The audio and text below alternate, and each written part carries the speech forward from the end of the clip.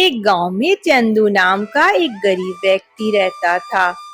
वह सेठ घनश्याम लाल के घर में काम करता था। उसकी पत्नी शकुंतला भी सेठ घनश्याम लाल के घर में साफ सफाई का काम करती थी।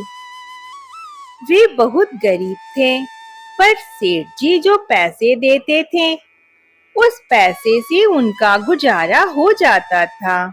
सेठ घनश्याम लाल के कोई बच्चा नहीं था। सेठ और उनकी पत्नी कृष्ण भक्त थे। वे हमेशा कृष्ण जी की पूजा धूमधाम से करते थे। एक दिन सेठ जी की पत्नी पूनम शकुंतला को बुलाती है और कहती है, शकुंतला, आज पंडित जी कान्हा जी की पूजा करने आएंगे। तू जा, पहले मंदिर की साफ सफाई कर दे, फिर मैं कान्हा जी को नहला धुला कर उन्हें नए वस्त्र पहनाऊंगी।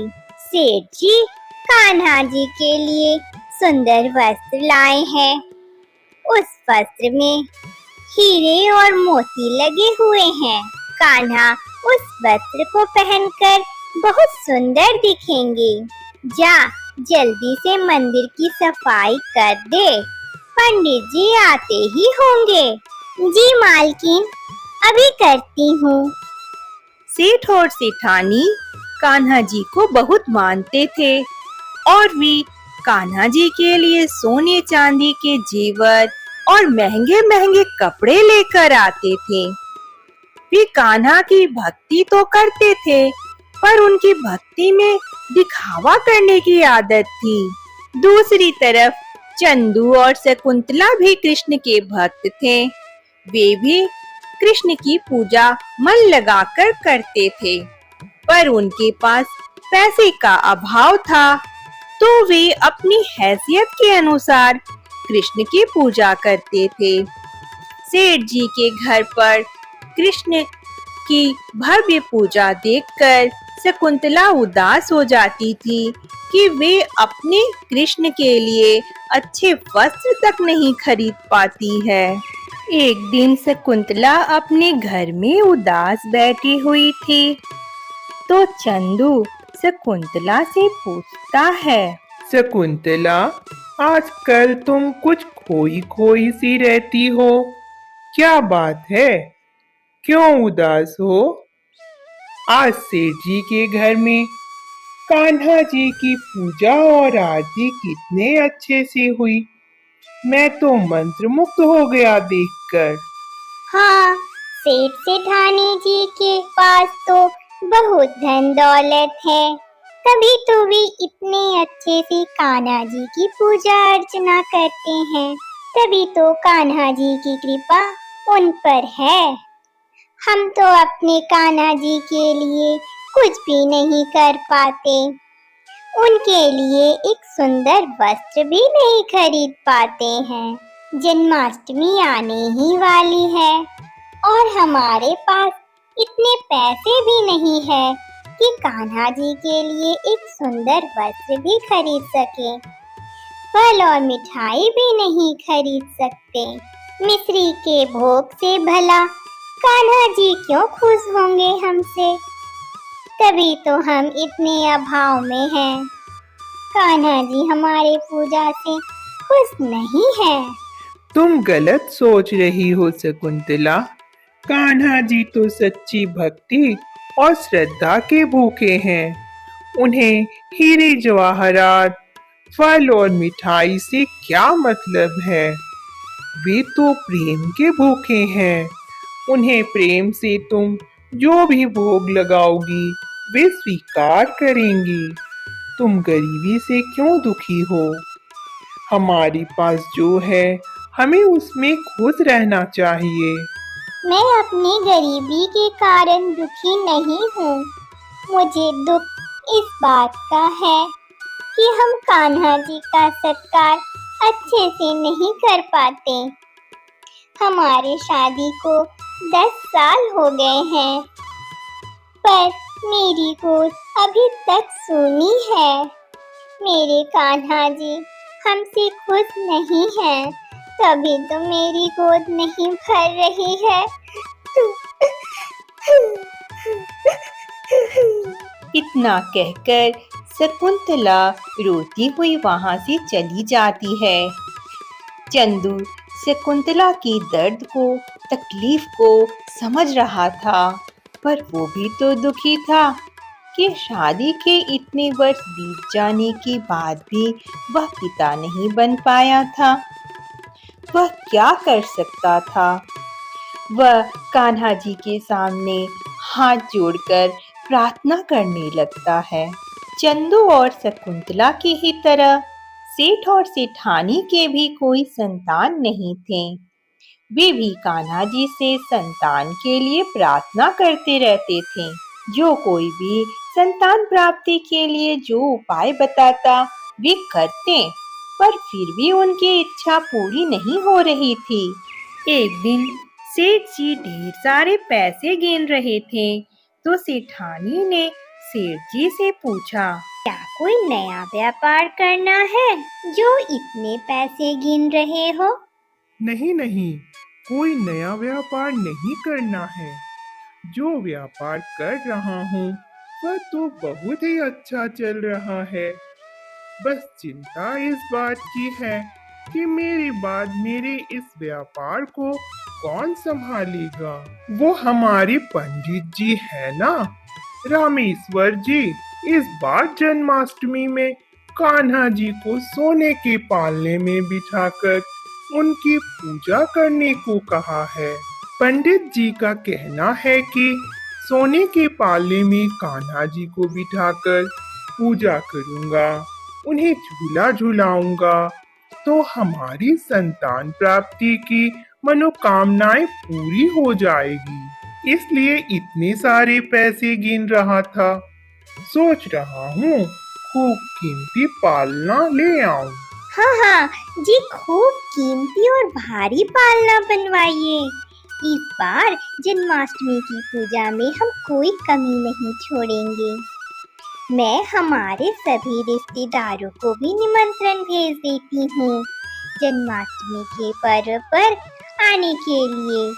इस बार कान्हा जी को खुश होकर हमारे घर संतान के रूप में आना ही पड़ेगा। घनश्याम सेठ और सेठानी जन्माष्टमी के तैयारियों में लग जाते हैं। पूरे घर को फूलों और लाइटों से सजवाते हैं। शकुंतला ये सब तैयारी देखकर और भी उदास हो जाती है, क्योंकि वह भी जन्माष्टमी का पर्व अपने घर में अच्छे से मनाना चाहती थी, लेकिन उसके पास पैसे नहीं थे।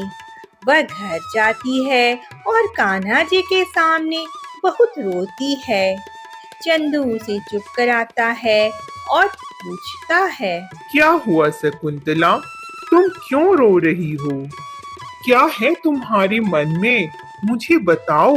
मैं भी जन्माष्टमी अच्छे से मनाना चाहती हूँ, पर कैसे नहीं जानती। देखो शकुंतला, जन्माष्टमी पर पैसे खर्च करने के लिए तो मेरे पास पैसे नहीं है, पर हम भी जन्माष्टमी का पर्व मनाएंगे। हम कान्हा जी को खुश कर सकते हैं। अच्छा, तो बताइए हम क्या करेंगे जिससे कान्हा जी खुश होंगे? हम दोनों जन्माष्टमी पर इस बार निर्जल व्रत करेंगे। ना तो कुछ खाएंगे और ना ही कुछ पिएंगे। ये तो बहुत अच्छा सोचा आपने। कान्हा जी हमारे इस व्रत से जरूर प्रसन्न होंगे।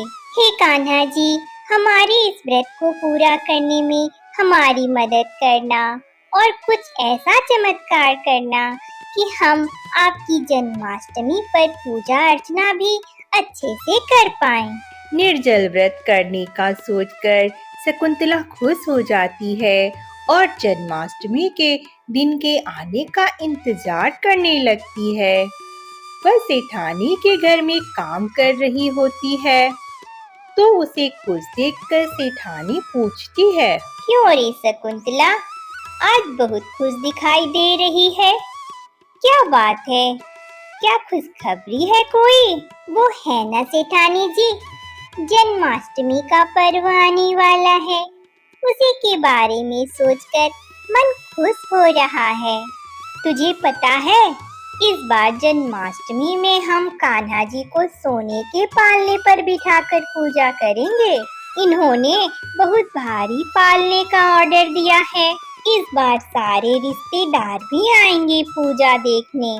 पूरे गांव के लोग भी आएंगे हमारे कान्हा जी को देखने के लिए। तुम छुट्टी नहीं करना, बहुत काम होगा उस दिन। तुम भी देखना मेरे कान्हा जी को। जी मालकिन, जरूर आऊंगी। कान्हा जी को बहुत अच्छा लगेगा। आप इतना धूमधाम से पूजा कर रही हैं। हमने तो इस बार निर्जल व्रत रखने का सोचा है। बहुत बढ़िया।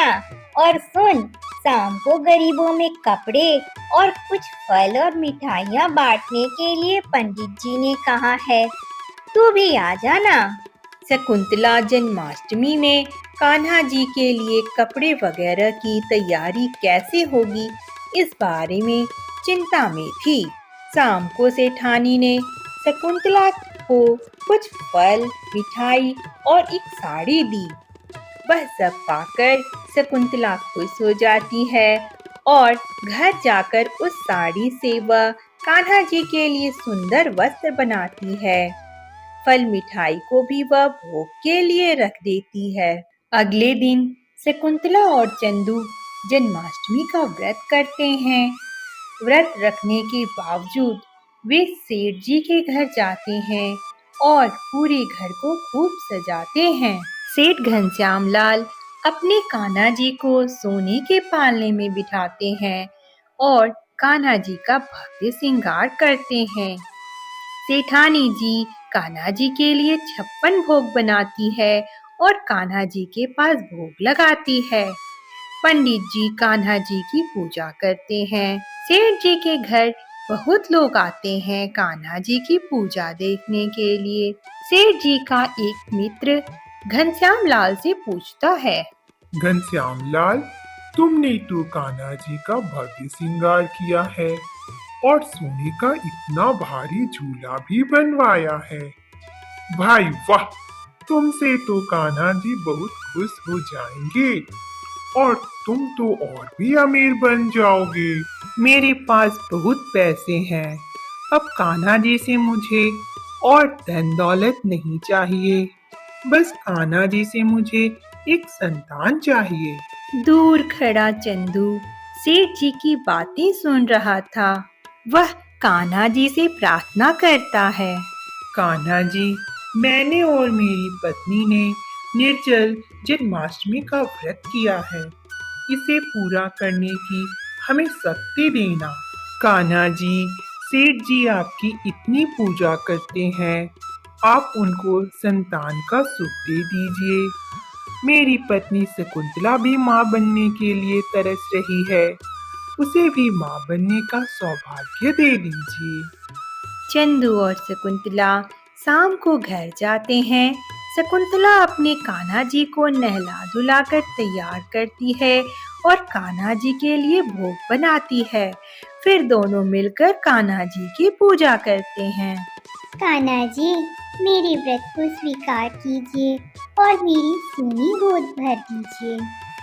इतना कहकर शकुंतला रोने लगती है। तभी शकुंतला बेहोश हो जाती है। चंदू घबरा जाता है और दौड़कर पास के घर से दाई माँ को बुला लाता है। क्या हुआ था? यह बेहोश कैसे हो गई? इसने कुछ खाया पिया नहीं था क्या? नहीं दाई माँ, शकुंतला ने जन्माष्टमी का निर्जल व्रत किया है, इसलिए सुबह से कुछ भी नहीं खाई है। जल्दी से इसे नींबू चीनी का शरबत पिलाओ, यह ठीक हो जाएगी। दाई माँ चंदू को खुशखबरी देती है। चंदू, तेरे घर तो लड्डू गोपाल आने वाले हैं। शकुंतला माँ बनने वाली है। जा, जल्दी से मिठाई लेकर आ, सबका मुंह मीठा कर। चंदू खुशी से झूम उठता है। शकुंतला को कुछ देर में होश आ जाता है। खुशखबरी सुनकर शकुंतला कान्हा जी को धन्यवाद देती है। इस कहानी से हमें यह सीख मिलती है कि भगवान की पूजा धन दौलत से नहीं बल्कि सच्ची श्रद्धा और विश्वास से करनी चाहिए।